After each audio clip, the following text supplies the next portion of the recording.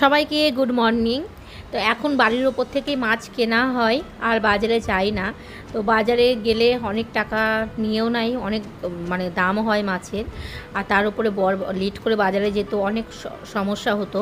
তো এই কাকুটা বেশ খারাপ মাছ ওই রকম না, ভালোই দেয়। তো কাকুকে বলা আছে যে প্রতিদিন গেটের সামনে ডাক দিবেন, যেদিন যেদিন ইচ্ছে হবে নিব। এখানে হচ্ছে ডিম সেদ্ধ বসিয়েছি। বর সকালবেলায় ডিম সেদ্ধ করে খাই। এই যে ডিম সেদ্ধ হয়ে গেছে, ফেটে গেছে, মানে ফুল হয়ে গেছে। মাঝে মধ্যে আমার বর উঠোন ধুয়ে দেয়, আর মাঝে মধ্যে আমিও ধুই। তো যেদিন ও আমাকে একটু হেল্প করে, তো সেই দিন হচ্ছে আমি রান্নাটা তাড়াতাড়ি করতে পারি। আর কালকে রাতে এনেছিল আমার বর চিকেন তড়কা। তো আমার ছেলে তো সেই টাইমে ঘুমিয়ে পড়েছিল। তো ওকে বলেছি যে তোমার বাবা তড়কা এনেছিল। আর ও তড়কা খেতে এত ভালোবাসে, ভাত পছন্দ করে না, রুটিটাই বেশি পছন্দ করে।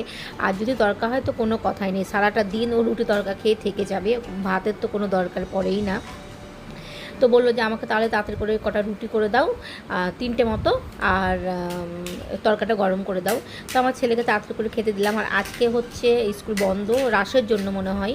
আর ওইদিকে দেখছো একটা সবজি বসিয়েছি, ফ্রিজের মধ্যে ছিল একটু বেগুন, একটু সিম, তো সেটা দিয়েই আর একটু আলু অ্যাড করে দিলাম, সেটা দিয়ে বসিয়েছি। আর একটু জলের পরিমাণটা দিলাম, সেদ্ধ হতে হতে আমি মাছটা ধুয়ে নিই।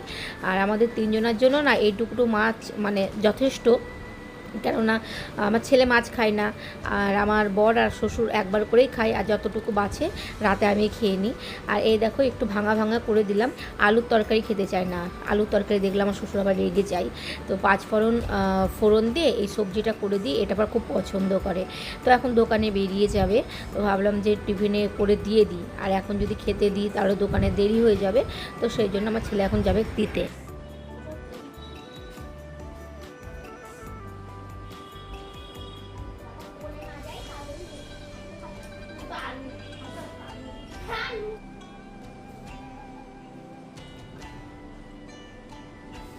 সব পেরো না, গাছ ফাঁকা করতে হয় না, 4টে পারলেই হবে, গাছ ফাঁকা করতে হয় না।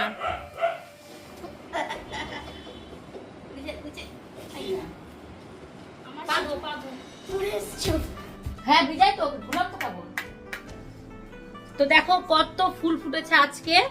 আর এখন তো আস্তে আস্তে অনেক ফুল ফোটা শুরু করেছে। তো এত ফুল তো আমার লাগবে না, আমার 4টে হলেই হয়ে যাবে।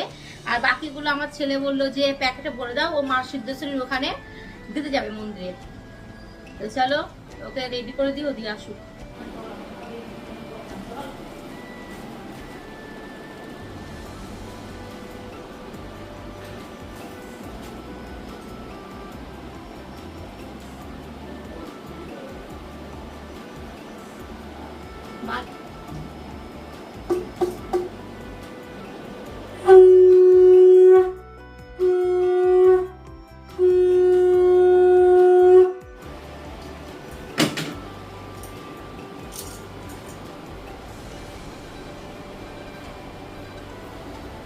ধূপকাঠি ধরিয়ে প্রণাম করে যাও। মাঝে মাঝে তো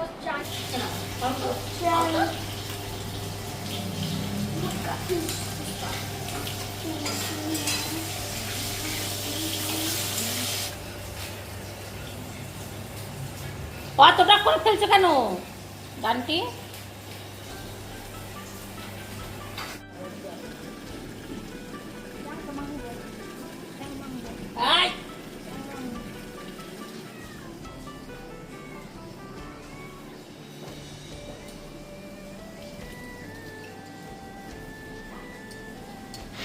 আমার ছেলে ছোট হলে কি হবে বা ছেলে হলে কি হবে, ও কিন্তু অনেক কাজ করে।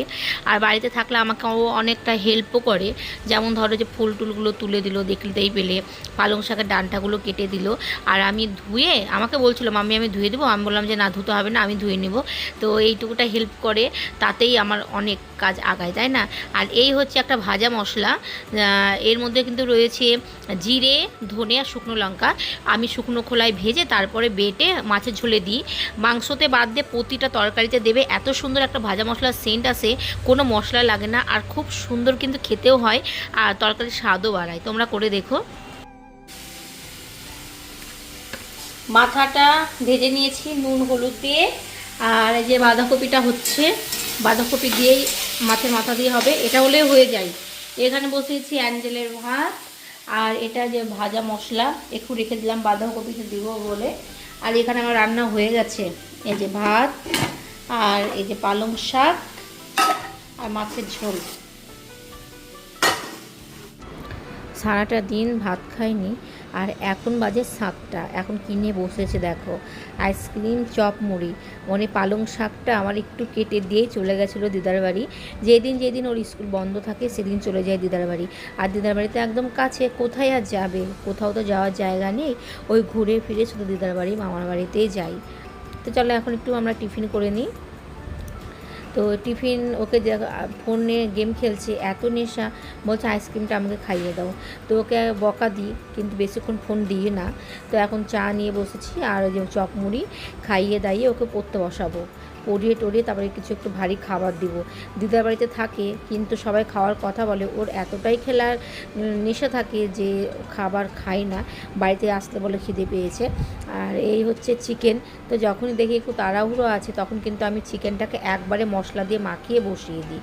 তো চলো ভিডিওটা আর বড় করবো না, এই পর্যন্ত। কেমন লাগলো জানিও। Tata, good night.